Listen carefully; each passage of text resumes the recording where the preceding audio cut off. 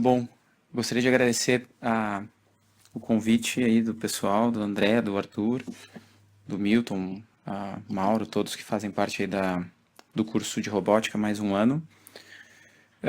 E vou tentar ser, vai ser difícil, mas vou tentar ser mais interessante para os cirurgiões do que uma aula com múltiplos vídeos de cirurgia, mas eu vou fazer o meu melhor.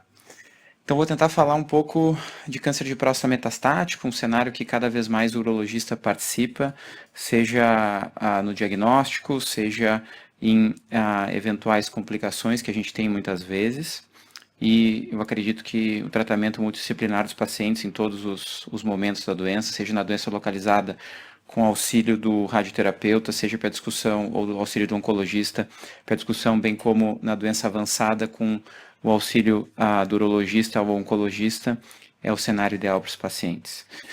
Falando de câncer de próstata, a doença metastática sensível ao hormônio, eu gosto bastante desse slide, a gente tem aí, desde os anos 40, então a gente tem aí mais de 80 anos desse conhecimento da importância da hormonioterapia em pacientes com câncer de próstata como a pivô do tratamento desses pacientes. Isso se dá a partir do estudo do Charles Huggins, aí em Chicago. Chicago é o berço da hormonioterapia. Vocês todos certamente ouviram falar do Charles Huggins, então um médico extremamente importante em que, nesse primeiro estudo dele, publicado aqui, vamos colocar em contexto, 1941, então o mundo como estava, vocês devem imaginar, mas naquele momento começou o conhecimento ali mais de bioquímica, mais de fisiologia em relação aos tumores prostáticos, e foi se avaliar nesses pacientes uma coisa que eles chamaram na época, que a gente usa até hoje, fosfatase ácida e fosfatase alcalina. Se avaliou nesses pacientes, então 40 homens normais, 21 homens com hipertrofia benigna prostática, que como ele chamava na época, e 47 homens com carcinoma de próstata. E pacientes que tinham câncer de próstata fizeram orquiectomia bilateral, estrogênio ou testosterona e se comparou pacientes que fizeram esses procedimentos que tinham câncer de próstata versus pacientes que não tinham essa doença e não fizeram esses manejos hormonais. E o que se vê é uma correlação entre metástases e aumento de fosfatase alcalina e sérica. Naquela época usavam sérica também, hoje em dia a gente usa a fosfatase alcalina. Então, com uma grande acurácia já se descobriu que pacientes que tinham câncer de próstata naquele momento metastático, vejamos aqui 1941, uma era pré-ultrassom, pré-tomografia, pré-ressonância, se tinha aqui raio-x, e se via que esses pacientes, de fato, havia uma correlação entre fosfatase alcalina e ácida e câncer de próstata versus pacientes sem doença oncológica. Essa é a primeira informação do estudo. A segunda informação do estudo é, será que havia variação no valor da fosfatase ácida e alcalina em pacientes que faziam os diferentes manejos hormonais? Então, vocês podem ver aqui, à esquerda e acima da tela de vocês, um paciente que fez a orquiectomia bilateral. A gente consegue ver ali cada linha daquelas é fosfatase ácida e fosfatase alcalina. E a gente vê que depois da orquiectomia bilateral, acima e à esquerda da tela de vocês, houve uma queda de fosfatase ácida e alcalina. Da mesma forma que também aqui à direita da tela de vocês e acima, também houve uma queda de fosfatase ácida, especialmente, alcalina, em relação à ácida em pacientes que fizeram orquiectomia bilateral. Então tinha uma causalidade, né? E essa causalidade eu já mostro para vocês aqui era também. Também se fez nesses pacientes, em alguns pacientes, estilbestrol, que é um tipo de estrogênio, que é uma maneira um tanto quanto grosseira de castrar um paciente, mas a gente consegue castrar com estrogênio também, e também caía fosfatase ácida e alcalina, como a gente pode ver à esquerda e abaixo da tela de vocês, ao passo que os pacientes que faziam testosterona tinham aumento de fosfatase ácida e fosfatase alcalina, inferindo-se que talvez esses pacientes piorassem com esse manejo hormonal. E como conclusão, é muito interessante ler esses estudos de 80 anos atrás, eles estão disponíveis, à luz do que a gente sabe hoje, e que grande parte do que esse autor, pelo menos, escreve é completamente correto nos dias de hoje, mesmo com uma ferramenta, com ferramentas bem aquém do que a gente tem hoje. Então, naqueles 25 pacientes que tinham câncer de próstata metastático com doença óssea metastática, a fosfatase ácida e alcalina era aumentada em 19 casos. Então, 19 de 25 era aumentado, tinha uma relação. Segundo, Até aquele momento não sabia que câncer de próstata era influenciado por hormônio. E ele descobriu isso. Então, o câncer de próstata é influenciado pela atividade androgênica do corpo. E quando a gente baixa o hormônio testosterona nos pacientes, seja por castração cirúrgica, orquiectomia, seja por estrogênio, a doença tende a melhorar.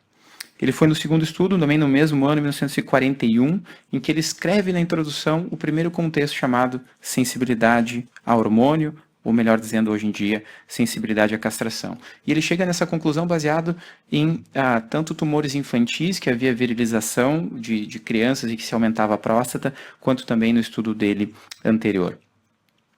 E o método orquiectomia bilateral foi testado pela primeira vez de maneira prospectiva e de maneira, digamos, mais adequada nesse estudo. Aqui, nesse estudo, só pacientes com câncer de próstata foram colocados. Todos fizeram orquiectomia bilateral. Então, 21 pacientes consecutivos que tinham metástases ósseas demonstráveis pelos métodos da época ou uma extensão local avaliável pelo exame físico foram tratados com orquiectomia bilateral.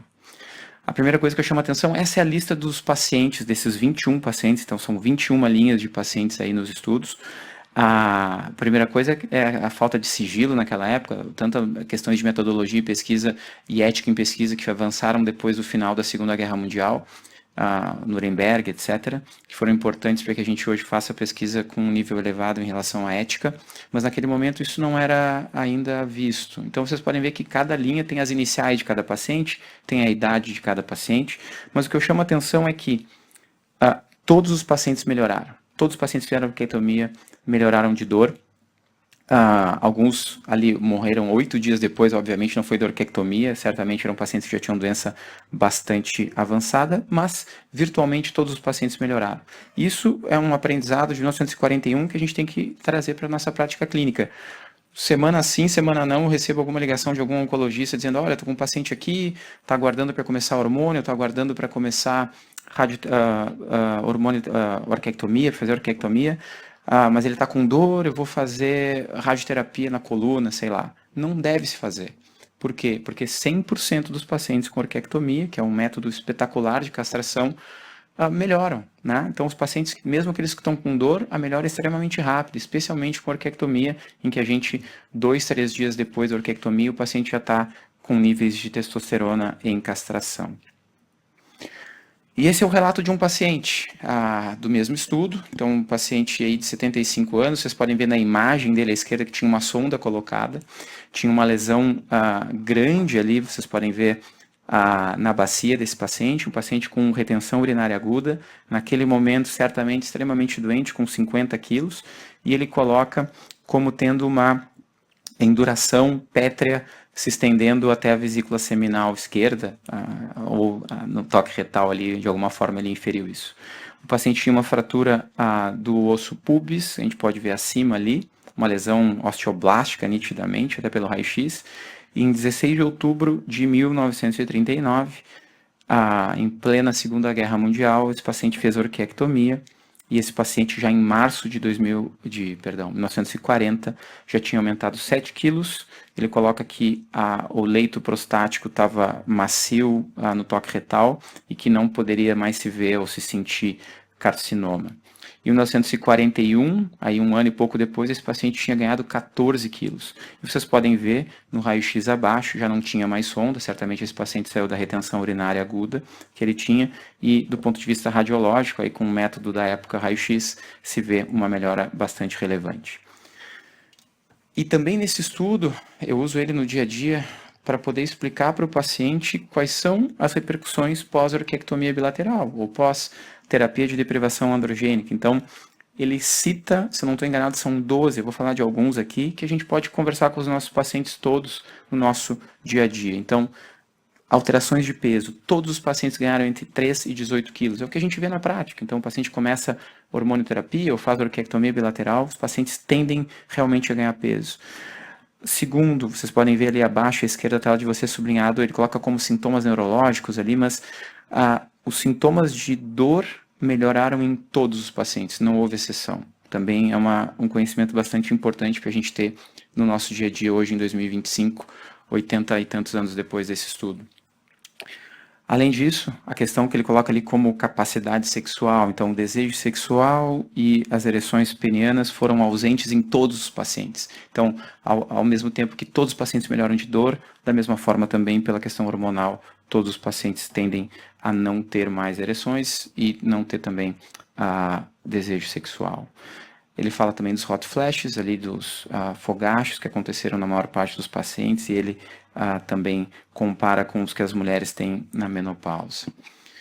E aí ele tem um insight, que é um outro insight genial. Aqui a gente está ainda em 41, né? Ele coloca que vários estudos clínicos com diferentes tipos de tumor de córtex adrenal e observações em roedores demonstraram que os andrógenos são formados em alguns locais extragonadais. Então, o conceito que a gente chama de androgênese extragonadal já é colocado em 1941 e eles vai ter uma importância muito relevante, logo eu já mostro para vocês. Então, ele coloca que em alguns casos em que a orquiectomia não foi satisfatória, né, então os pacientes progridem em algum momento, a gente sabe disso, possivelmente existiria, talvez, um foco extragonadal de produção de testosterona. E ele coloca que essa questão não poderia ser respondida até aquele momento. Mas o insight que ele teve, baseado em tumores infantis, baseado em alguns estudos com roedores, mostrou isso. Ele acreditava que era adrenal, que era a glândula adrenal, e ele fez um estudo mais maluco ainda, em 1945, ainda na Segunda Guerra Mundial. Aqui já é dezembro a publicação, possivelmente a Segunda Guerra Mundial já tinha acabado, mas de qualquer maneira, bem próximo, o estudo certamente ocorreu durante, em que ele fazia adrenalectomia bilateral em pacientes com câncer de próstata e checava que já tinha evoluído mais a questão de bioquímica, já se tinha uma ideia melhor do que era, do ponto de vista bioquímico, os estrogênios e andrógenos. Dessa forma também se conseguia medir metabólitos dessas substâncias na urina.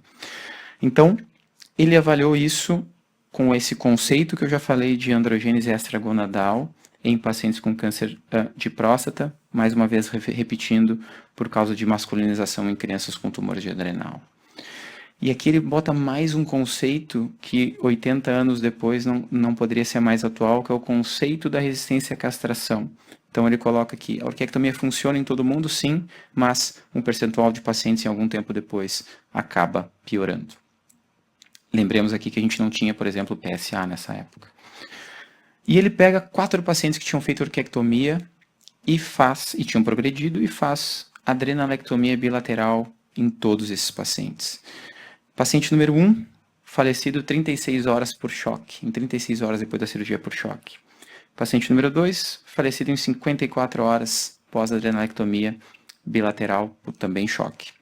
O paciente número 3 ficou vivo um pouco mais, 11 dias, e nesses 11 dias eles conseguiram medir algumas coisas. Vocês podem ver aqui nesse gráfico, existe esse 17 quitoesteroides ou cetoesteroides urinários, que é um metabólito da testosterona. Então, se o paciente tinha aquilo positivo na urina, significava que, mesmo com orquiectomia bilateral, em algum local do corpo dele estava sendo produzido testosterona.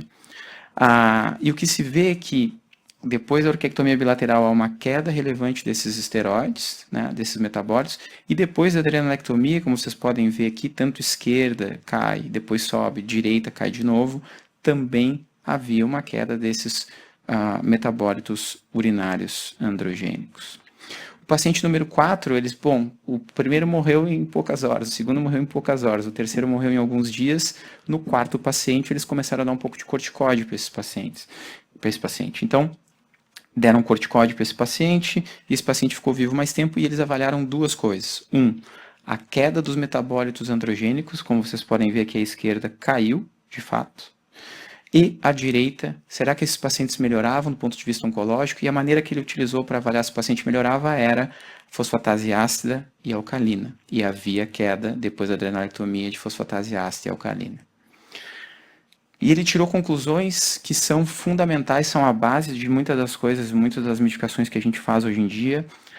A primeira conclusão que ele tira, é interessante ler isso à luz de 2025, mas que a adrenalectomia completa, que é bilateral no caso, em pacientes castrados pós-orquiectomia, resulta em redução desses metabólitos de testosterona. que o depósito extragonadal de testosterona nesses pacientes é sim adrenal, então ele chega nessa conclusão com esse estudo que a gente pode pensar que é um estudo completamente fracassado, com 4 pacientes e 3 mortes em poucas horas. E ele coloca, por último, admite que a adrenectomia não é um método prático, é o termo que ele usa, uma vez que todo mundo morreu. Mas o conceito estava certo, completamente certo. Então, o conceito, primeiro, que a fonte extragonadal de androgênios é adrenal, completamente correto. E 3 fatores impactam no câncer de próstata: androgênios testiculares, androgênios extragonadais, que no caso é adrenal, as glândulas adrenais, e terceiro, a dependência ou a independência de androgênios, o que em termos mais atuais se chamaria resistência à castração ou não resistência à castração. Por esses aparentes fracassos, e que não são fracassos, o Charles Huggins ganhou o Prêmio Nobel de Medicina em 66.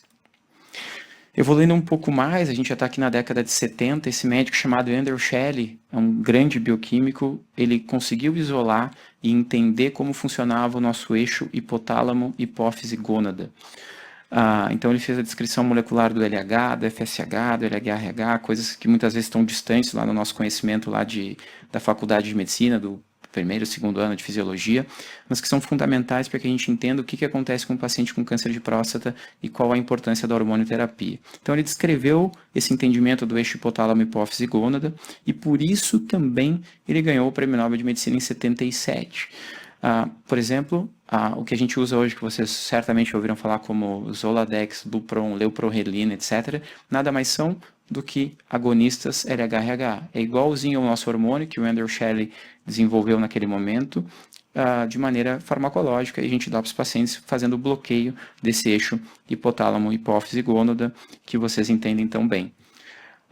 Então, a base do conhecimento para que a gente entenda câncer de próstata é saber desses 2 eixos, hipotálamo, hipófise, gônada, e o segundo eixo, hipotálamo, hipófise, adrenal. Esses 2 eixos são os eixos que produzem testosterona no nosso corpo. E por último, a última chave que faltava para que a gente entendesse isso é não só entender desses 2 eixos, mas entender como que eles agem. Também estudos aqui dos anos 60, final dos anos 60, começaram a isolar o receptor androgênico.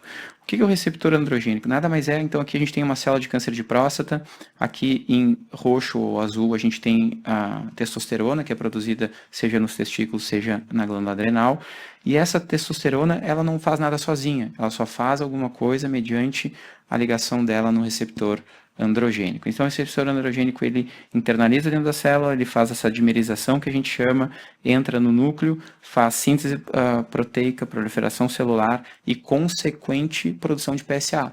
Por isso que é totalmente diferente um paciente que está progredindo com PSA de 5, 10, 15, eu sei que essa via está funcionando, diferente de um paciente que está progredindo com PSA de 0, alguma coisa, que eu sei que essa via não está funcionando, ou seja, espaços para manejos hormonais não ocorrem. Um paciente que tem PSA subindo nos diz que essa via está atuante e de alguma forma, em alguma medida, algum manejo hormonal ainda pode ser feito. Então, como que a gente bloqueia isso? Vocês sabem tão bem, como a gente já conversou, orquiectomia bilateral bloqueando o eixo hipotálamo, hipófise, gônada, agonista LHRH como leucoserelina, leuprorelina, Zoladex, etc. E bloqueio do eixo hipotálamo, hipófise adrenal, com inibidores da CYP17, que vocês conhecem também como, por exemplo, abiraterona, sendo ele o mais comum, ou cetoconazol é o segundo. E aí a gente bloqueia, então, número 1, baixando a testosterona dos pacientes, bloqueando esses 2 eixos aqui, e segundo, a gente pode bloquear a ligação da testosterona no eixo hipotálamo, no receptor androgênico. Falando de doença resistente à castração, nunca me preocupo com um paciente com doença metastática começando tratamento, porque 100% responde. A gente sabe isso já dos anos 40, dos estudos do Huggins, 100% dos pacientes melhoram. Esse não é um problema, essa não é uma questão. A questão é até quando isso vai durar. Quando a gente faz hormonioterapia de maneira isolada, ou seja, orquiectomia bilateral isoladamente, o tempo até a progressão de doença é 13 meses de mediana. Quando a gente adiciona alguma segunda medicação, como abiraterona, enzalutamida, etc., a palutamida, daralutamida, a gente vai elevar esse tempo de 13 meses para algo como 28 a 30 meses. O problema é que a célula faz múltiplos mecanismos de resistência à castração, né? Falando aqui do cetoconazol, eu coloco esse slide só para contar uma história. O cetoconazol é um bloqueador da CYP17, então ele bloqueia a síntese androgênica tanto no testículo quanto na adrenal. A gente consegue castrar um paciente com níveis de testosterona de castração em pouquíssimos dias. O inconveniente disso é que são doses mais altas do que as doses antifúngicas, mas a gente consegue fazer isso de maneira relativamente fácil. Na minha residência no ICESP, às vezes a gente usava cetoconazol nesse cenário e tinha um chefe meu muito piadista que brincava com minhas colegas e era assim, olha, vocês aprenderam a castrar um paciente com cetoconazol. Se o namorado de vocês viajar, basta dar uma meia dúzia de comprimidos que com 2 dias ele está com a testosterona zerada e não vai fazer nada demais. Mas isso tudo para dizer que o cetoconazol bloqueia de fato a esteroidogênese, tanto do ponto de vista de testículo, quanto também adrenal. Esse foi o estudo que mostrou isso. Aqui só para vocês verem o tempo, em 3 dias um paciente está castrado com cetoconazol. É extremamente rápido. Mas, infelizmente, às custas de bastante efeito colateral, especialmente gastrointestinais e hepáticos, né? Por essa falta de tolerância e por ser uma inibição reversível da CYP17, o cetoconazol nunca emplacou como uma terapêutica em câncer de próstata. Os benefícios realmente não são tão relevantes. Mas o aprendizado que se tem lá dos anos 40, que sabia se da adrenal, depois do cetoconazol, mostrou que se a gente tivesse um cetoconazol mais, aspas aqui, mais forte, mais potente, com menos efeitos colaterais e com uma irreversibilidade do bloqueio da CYP17, talvez isso fosse adequado. E nesse pormenor foi desenvolvida a abiraterona, que nada mais é que um cetoconazol extremamente melhorado, mas é um cetoconazol. A gente consegue bloquear o paciente de maneira bastante relevante com a abiraterona. Esse é o estudo de fase 1, só para vocês verem aqui a testosterona dos pacientes. Então a gente baixa a testosterona rapidamente e por uma questão de mecanismos de feedback a gente tem aumento dos outros hormônios, porque a abiraterona, na verdade, ela não bloqueia só a esteroidogênese, ela bloqueia a adrenal como um todo. Então a gente tem que dar um pouquinho de corticoide juntos para os pacientes. Mas de qualquer maneira, funciona. Qual a importância da abiraterona?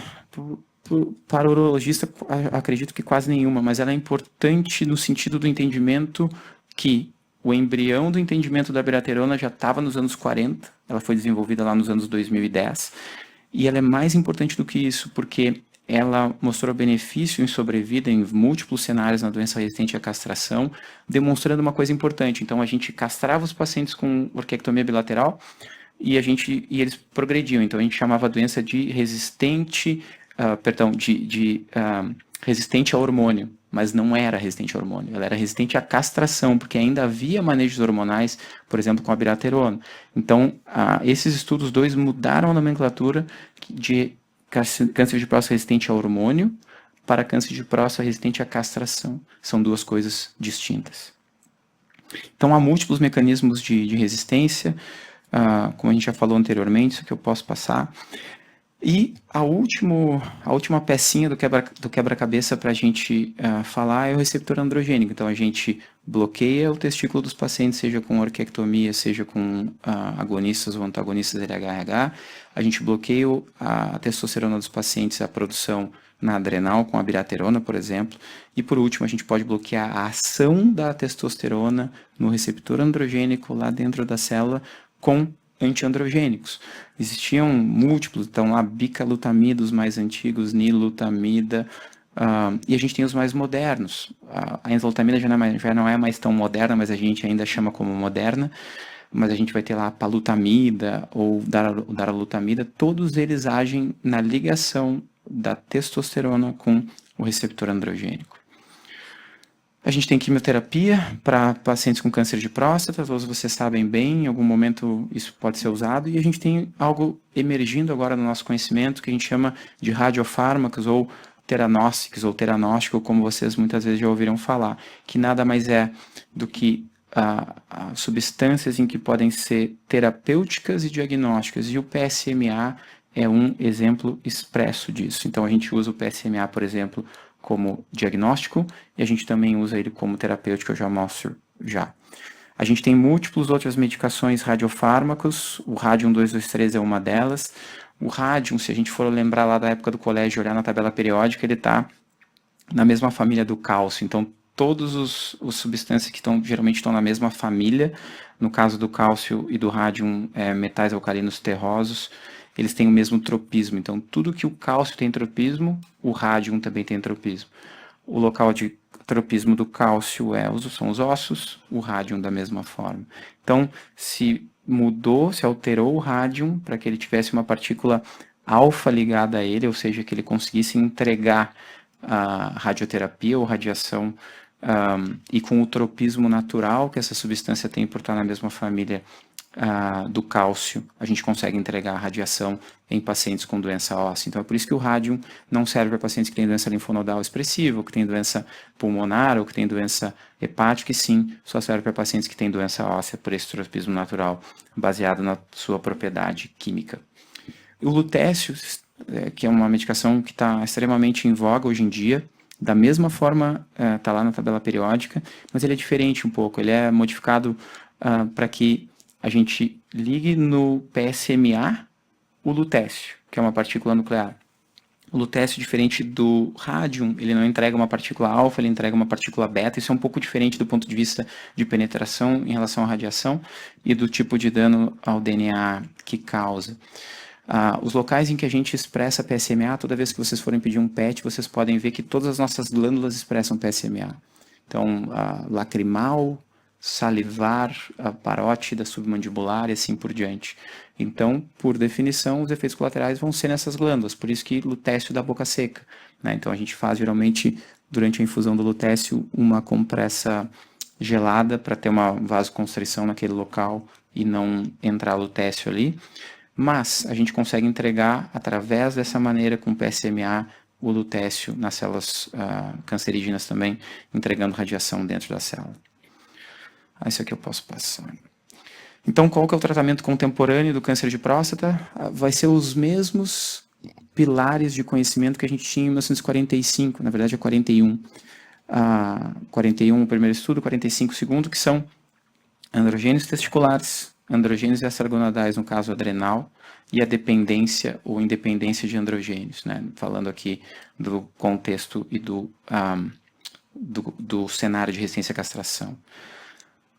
Tudo isso, aqueles estudos lá de 41, 45, como for, bastante arcaicos de certa forma, eles estavam completamente certos nos seus conceitos. E traduzindo 45 para 24, que é o meu slide, eu tenho que atualizar para 25, a gente tem eixo hipotálamo hipófise gônada, eixo hipotálamo hipófise adrenal, receptor androgênico, e quando nada disso mais pode ser bloqueado, quando o paciente tem inexoravelmente um aumento de doença a despeito de tudo isso estar bloqueado, a gente pode dar quimioterapia, a gente pode dar radiofármacos, a gente pode dar outros remédios chamados inibidores de PARP e assim por diante. A gente tem um monte de combinações, isso não vem ao caso muito, mas só para vocês verem como a gente evoluiu, né? Em 2004, a lidostaxel, uma quimioterapia, um estudo chamado TAX 327, liderado por um brasileiro, Mário Zemberger, foi o primeiro estudo que mostrou benefício sobre a vida global em câncer de próstata metastático, mas depois disso a gente veio com a base-taxel, que é uma quimioterapia, biraterona, como a gente já falou,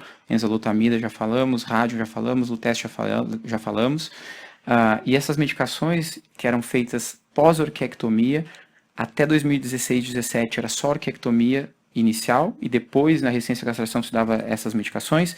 Hoje a gente tem todas essas medicações vindo para o contexto sensível ao hormônio que a gente chama, ou seja, associado à orquiectomia bilateral, associado a agonistas ou antagonistas LH-RH.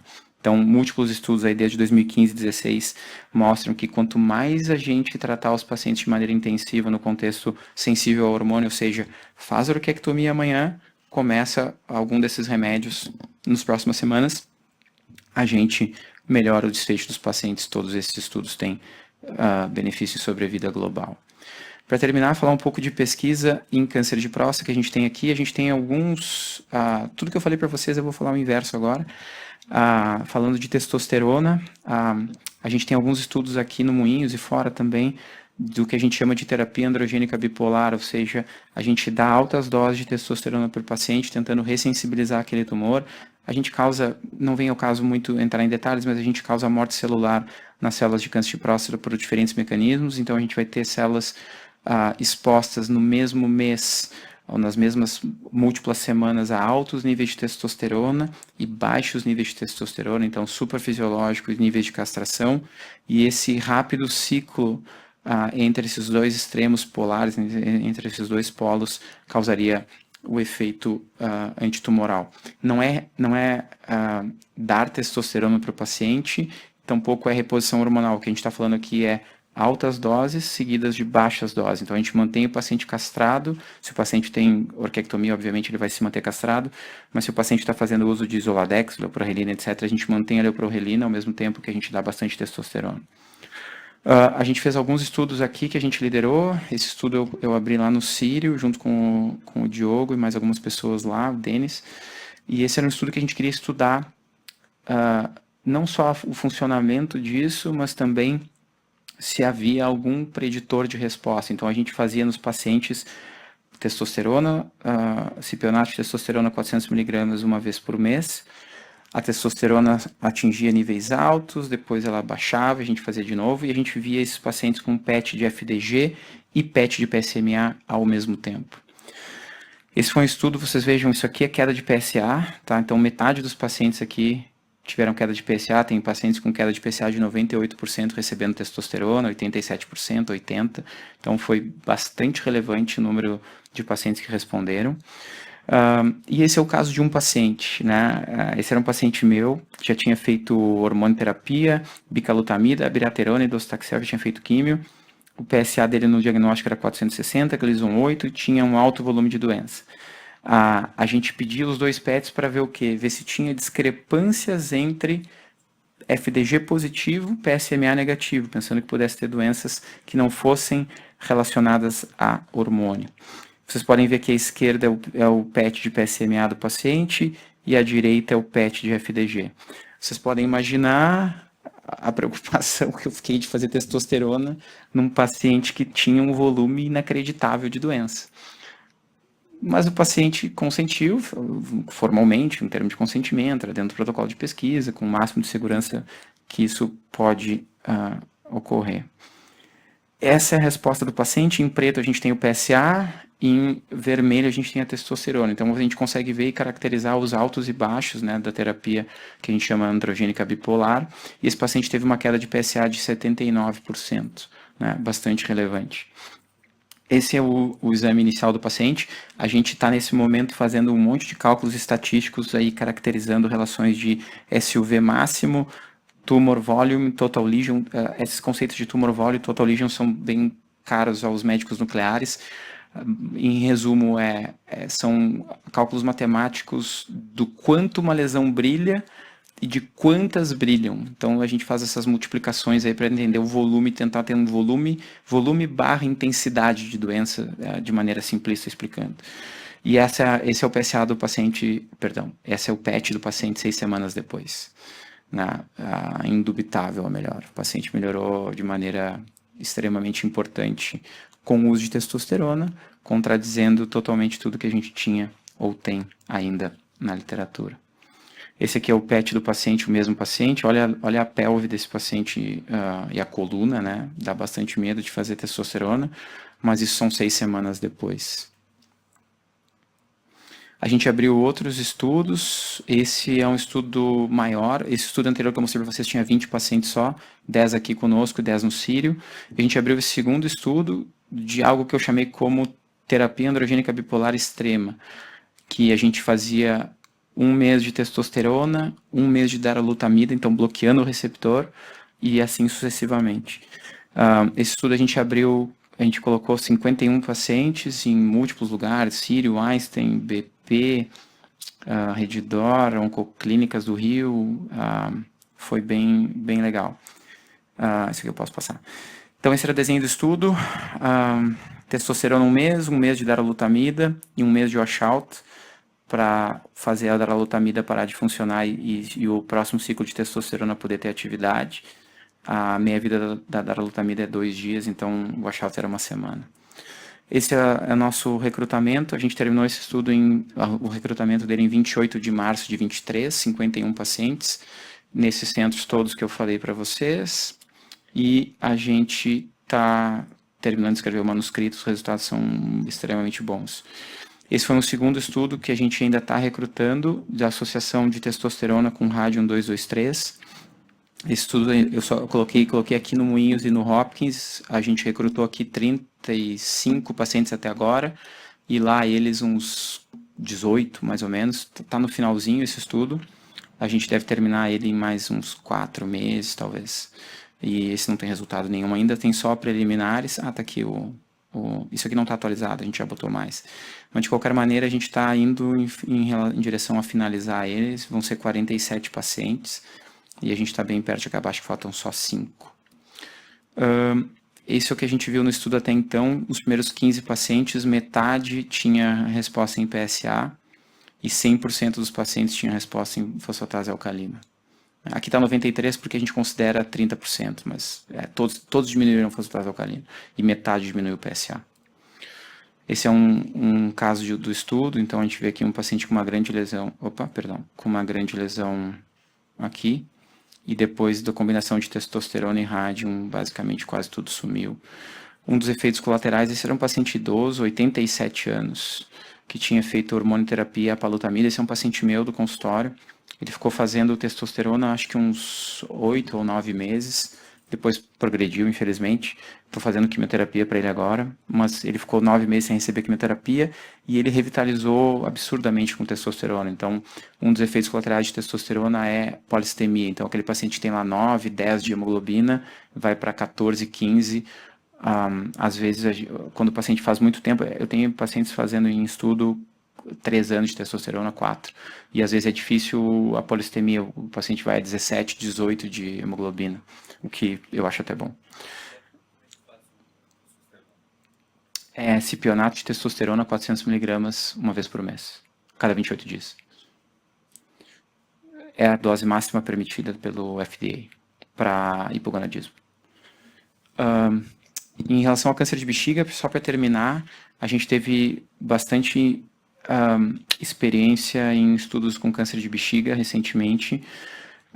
Esse é um estudo que a gente colocou aqui algo como uns 3 anos atrás, eu acredito, mais ou menos. Um estudo de neoadjuvância em câncer de bexiga, tumores T2 ou maior, apenas bexiga, não tumores uroteliais altos, e a gente fazia a neoadjuvância com químio ou químio mais imunoterapia. A gente colocou, se não me engano, são 14 pacientes. Isso aqui não está totalmente atualizado, mas aqui até aquela época tinham 11 pacientes. A gente colocou 11 pacientes aqui em 8 meses. Se não me engano, o nosso número final acho que são 14. Todos esses pacientes fizeram cistectomias robóticas com a participação de múltiplos médicos aqui. Dr. Milton é um deles. Com excelente resposta. Esses são alguns dados. Aqui na época eu levantei porque eu fui dar uma aula em algum lugar e eu queria levantar isso, mas vocês podem ver altas hospitalares com 4 dias, com 9 dias, com 8 dias. Essa paciente aqui era uma paciente que ficou 86 dias, essa de fato complicou, mas por questões muito mais da paciente, era uma paciente extremamente tabagista, magrinha, com enfisema pulmonar, cardiopatia, mas ela está espetacularmente bem hoje. Eu vi ela acho que semana passada, 2 semanas atrás. Ela já tem aqui a data da cirurgia, 1º de dezembro de 22, a gente está em 25, essa paciente tem 2 anos e pouco viva, sem evidência de doença, espetacularmente bem. Ela infectou, teve sepsia, aquelas coisas que a gente sabe que acontecem, mas desses 11 pacientes que estão na tela de vocês, eu acho que mais 3 que a gente colocou que não estão aqui, 100% foram entregues para o urologista de volta para operar, 100% fizeram cirurgia, 100% saíram do hospital bem. E ninguém morreu por causa de complicações cirúrgicas ou do perioperatório. Esse é um segundo estudo. E o Muniz foi top recrutador no Brasil. Esse é um segundo estudo chamado Volga, que ele tenta desafiar um conceito importante que é: o estudo foi desenhado no início para pacientes inelegíveis à cisplatina, né? Ou seja, pacientes que não poderiam fazer cisplatina na neoadjuvância. Esse estudo dava durvalumab, que é uma medicação bastante importante hoje em dia em relação ao câncer de bexiga, carcinomas uroteliais de maneira geral, e imunoterapia em diferentes associações, versus o standard of care. E esse braço eu gosto de mostrar bastante, é o SOC Standard of Care, que era paciente direto para cistectomia. Alguns oncologistas teimam em fazer outras quimioterapias no paciente que não é elegível à cisplatina, mas não é adequado e é a prova, uma das provas desse estudo em que o standard of care é mandar o paciente para cirurgia, o paciente tem que operar, né? Não tem que ficar enrolando com quimioterapia se ele não pode fazer. Mas o fato é, a gente colocou, eu não tenho ali, eu não botei aqui a lista, mas a gente colocou 20 pacientes nesse estudo. A gente também foi top recrutador no Brasil. A gente foi o segundo centro do mundo com mais número de cistectomias nesse estudo. Nesse estudo, da mesma forma, ninguém morreu no perioperatório. Todos os pacientes foram entregues os 20 pacientes todos foram entregues para o logista operar, menos um que se negou a operar. Ele viu a resposta completa pós-tratamento e ele não quis. E aparentemente ele está bem 1 ano e meio depois, mas que bom, mas ele não quis operar. Mas fora isso, que acontece o paciente não querer operar, todos os pacientes não tiveram complicações antes da cirurgia, foram entregues de volta para a cirurgia, todos que quiseram operar, que são 20 menos 1, 19 pacientes operaram, ninguém morreu em perioperatório, nem durante a cirurgia. Então a gente já tem a experiência de 2 estudos com, acredito que sejam 34 ou 35 pacientes que fizeram neoadjuvâncias diferentes, seja com quimioterapia, seja com imunoterapia, seja com enfortumab vedotin, e todos operaram e todos ficaram bem, sem complicações graves perioperatórias. Oi? Perdão? Aqui, ó, eu não mostrei aqui. Esse é o estudo anterior com quimio-imuno, tá? Então, aqui a gente tem o diagnóstico inicial, todo mundo era T2 ou maior, tinha T3, tinha T4. E aqui, aqui 1YT0, 2YT0, 3YT0, 4, 5, 6. Desses 11, 6 eram resposta patológica completa. Esse é o estudo anterior. Nesse estudo aqui, que não tinha químio, eu não me lembro de cabeça agora, mas eu te diria que mais da metade é resposta patológica completa. É impressionante. São dados muito bons. Eu acredito que em cerca de 1 ano a gente vai ter os dados desse estudo, e esse estudo aqui vai ser o standard of care. Eu acredito piamente nisso, pelo que eu vi nos pacientes. Esse é um terceiro estudo que a gente também teve, de adjuvância com imunoterapia e com um conceito extremamente importante, que é, os pacientes faziam cistectomia, a gente colocou 5 pacientes nesse estudo.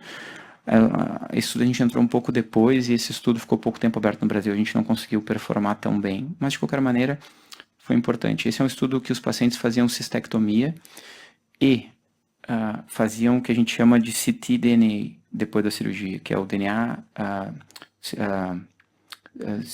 DNA tumoral circulante. E se o paciente não tinha DNA tumoral circulante, esse paciente não fazia nada, ia só para observação.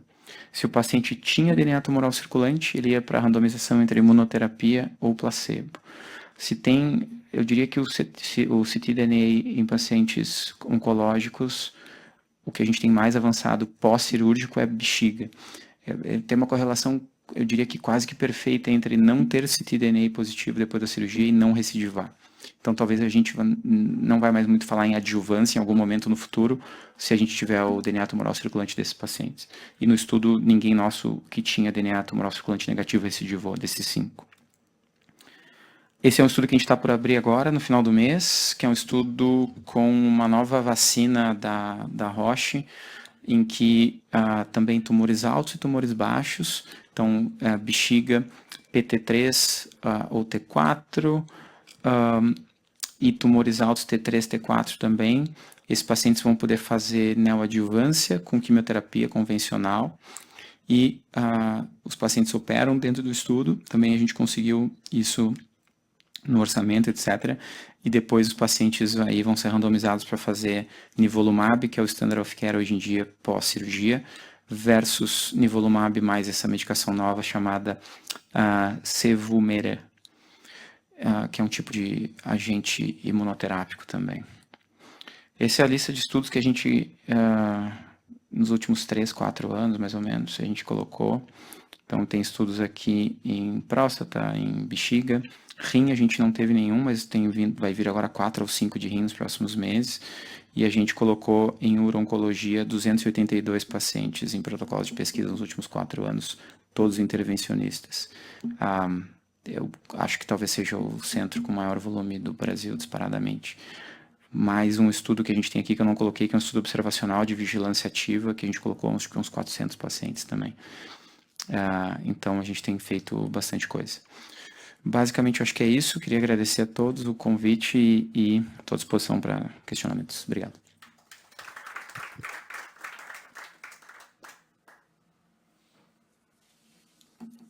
Algo?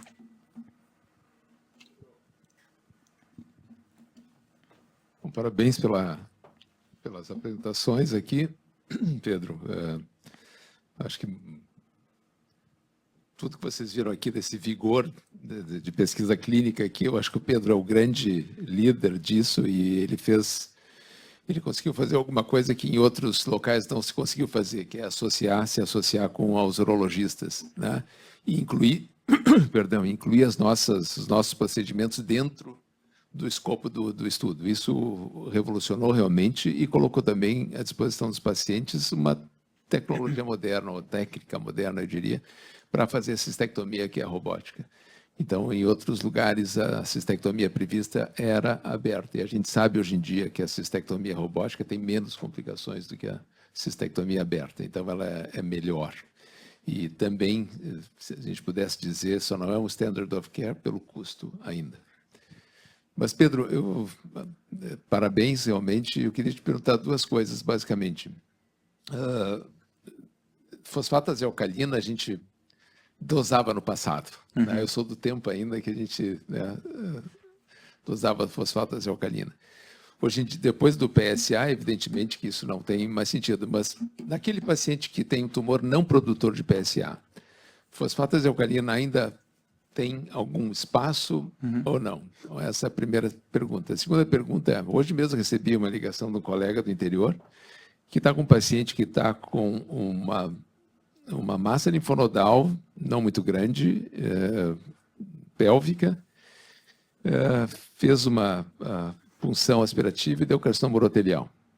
E na bexiga ele fez há pouco uma ressecção, ainda não se tem a patologia, aliás, já se tem a patologia, ele tem um tumor agressivo, é um T1 de alto grau, sem doença músculo-invasiva.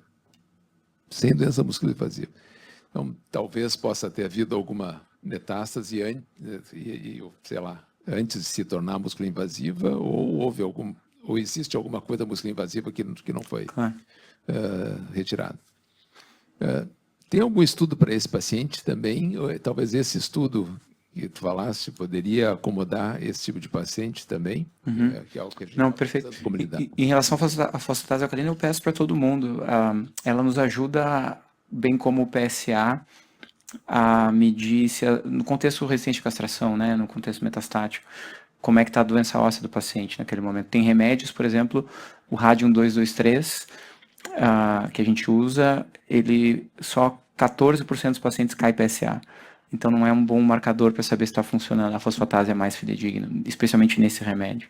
Mas de maneira geral a gente usa para medir volume e atividade de doença óssea. Eu peço totalmente, sempre. Mesmo quando tem PSA? Mesmo quando tem PSA, peço. Acho que ajuda no contexto de identificar se a gente está com as medicações funcionando. Mas eu falo muito particularmente do paciente metastático, né? No paciente doença localizada, acho que aí não faz sentido mesmo. Mas é mais o paciente com doença metastática e óssea. Isso nos ajuda. Em relação a esse paciente, eu acredito que certamente ele tem doença músculo-invasiva, só que não foi visto. Por definição, por questão vascular, para disseminação tem que ter doença T2 ou maior para ele ter doença metastática, aparentemente ele tem. Ele é metastático para linfonodo já, né? Para linfonodo somente, aparentemente. Aí ele já é metastático. Então, os estudos que a gente mostrou aqui, não. Aí são pacientes com intuito curativo. Esse paciente eventualmente até pode ficar curado, mas seria com terapia sistêmica mais do que com cirurgia, né? Até para atingir a questão linfonodal dele. O linfonodo é onde? Pélvico. Eventualmente uma cistectomia com linfadenectomia pode curar ele, talvez. esse paciente, bom caso, se é pélvico, ele talvez seja candidato ao estudo, mas a gente teria que, o estudo, a pesquisa tem algumas coisas meio chatas, né? Sim, os critérios de Eu inclusão teria são que ter estritos. um laudo mostrando que ele tem muscular. Ele tem que ser T2 ou maior. Na literatura fala até 20, 30% de linfocompo linfonodal sem músculo, né? Mas aí eu acho que é uma questão amostral. Porque. Talvez seja amostral, sim, mas assim. Não, ele tem ressonância, tem tudo, e eu pedi para esse colega ressecar o paciente, na realidade. Isso. Né? Ele tem amostra muscular na ressecção primária, mas eu pedi para ele ressecar. A outra coisa é que, em tese também, né, o carcinoma in situ, ele, em tese, pela agressividade inerente dele, ele poderia já mandar células para a circulação, mesmo não comprometendo a muscular. Isso é um pouco do que a gente vê nos estudos de neoadjuvância lá, dos pacientes que tem um estudo do New England lá, que o paciente fazia neoadjuvância com químio ou não fazia com químio, mas todo mundo recebia uma boa RTU. E 15%, se não estou enganado, 15% ou 16% dos pacientes que fizeram só RTU, na peça tinham resposta patológica completa. Porque uma boa RTU é uma ótima RTU. Então, RTU sempre. Eu sou fã da RTU. Às vezes eu incomodo o urologista. Não quero mais fazer, não faz uma RTU, por favor. É muito importante. Hoje mesmo eu estava fazendo uma aqui. Acho que vocês não estavam aqui fazendo um tumor de bexiga também, uma ressecção em bloco. Sim, não, a RTU é fundamental, é um pilar mais do que fundamental, seja na doença não músculo invasiva, muito, totalmente, e também na músculo invasiva. O paciente vai operar a bexiga e vai fazer quimioterapia neoadjuvante. Não importa, faz a RTU, entrega, vamos fazer com o mínimo de doença que a gente puder. Eu gosto de RTU, acho que tem que ter máxima sempre. Muito obrigado, então.